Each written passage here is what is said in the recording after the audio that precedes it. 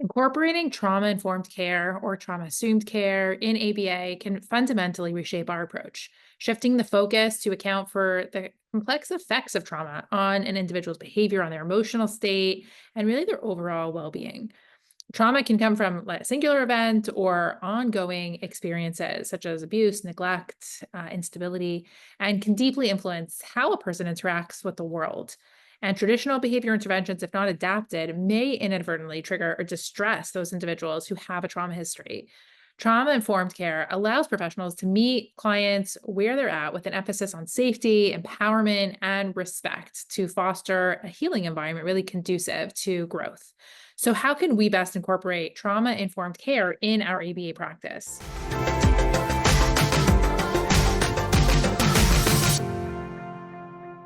Hi, I'm Shira. And I'm Shayna. We're behavior analysts who create weekly content about how to teach children with autism so that they make real progress. And we create shareable resources to make your job just a little easier.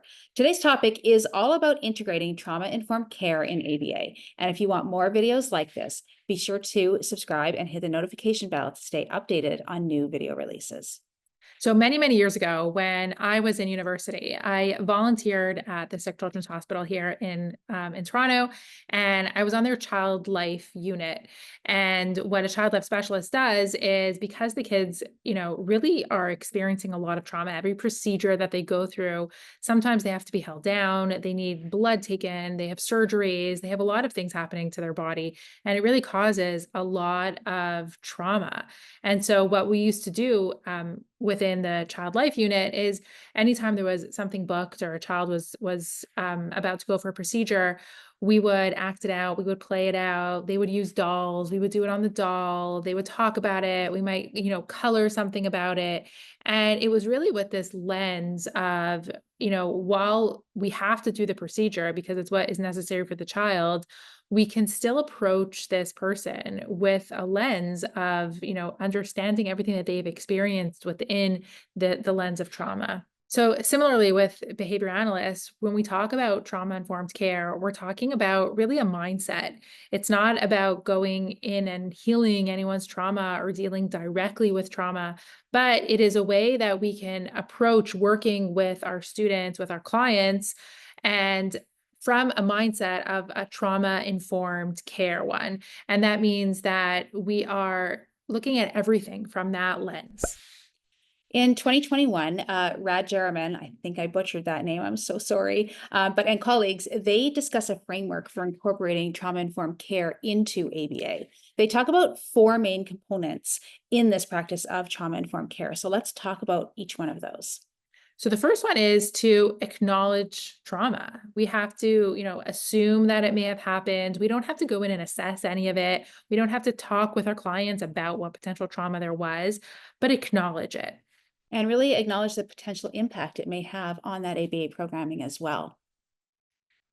The second thing is that at all times, we really need to ensure safety and trust. We really have to focus on the relationship, focus on that individual feeling safe.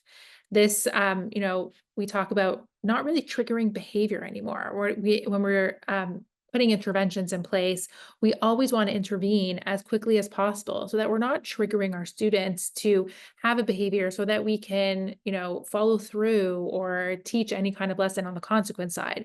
We really want to maintain their safety and their well-being at all times. The third one is promoting choice.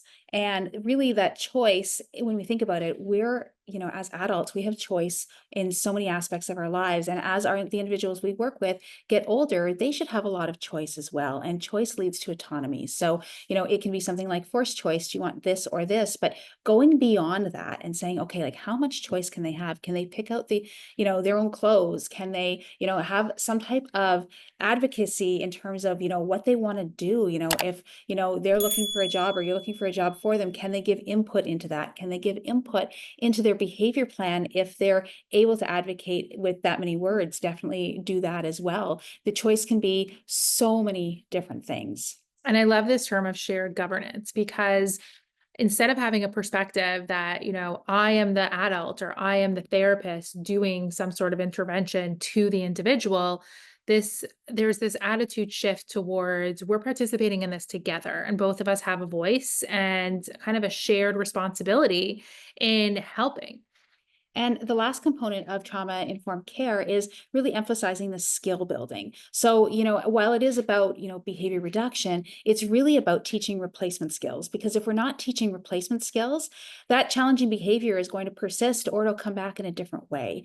So, really looking at areas where we can build in some replacement skills and build their skill level so that they can communicate more, so that they can have positive skills, that they don't need to engage in challenging behavior to get their needs met. Yeah, we really want to avoid thinking about any kind of punishment, or even when we talk about like follow through or extinction, all of those things are focusing on the consequence side of things.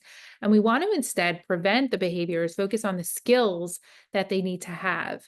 And sometimes as behavior analysts, we get so focused on the outcome, which means that no matter what's happening, we're going to get to our outcome.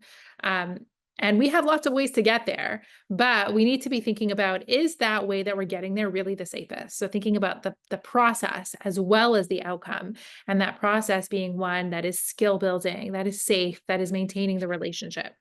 Yeah, it's really not one specific intervention, but it is a universal approach. So, our freebie is a very universal approach to trauma informed care. You can also check out some other videos that we've done. We did a podcast, episode 129, on compassionately targeting challenging behavior. Yeah, we created a universal protocols cheat sheet. The universal protocol is a way to get everybody talking the same language within the organization. And this is how we universally approach students in our care from a place of compassion. So it's not any individual behavior plan, but it is kind of conceptualizing the approach so that everybody can understand how we interact with these kids. And this is one of the examples. Integrating trauma informed care into ABA emphasizes compassion, respect, and collaboration. It enriches therapeutic experiences for clients as well. So, by focusing not just on behavior, but also on the holistic well being of individuals, we create a more effective and humane approach to therapy. And that aligns with each person's unique needs and histories. A trauma informed ABA approach lays the foundation for lasting skill development, emotional safety, and positively empowering therapeutic experience. For more information on integrating trauma-informed care in ABA, click the link in and around this video or in the description to claim your free Applying Universal's Protocol cheat sheet. We also encourage you to subscribe to the channel so that you don't miss any future videos, and leave a like and comment below if you have further questions.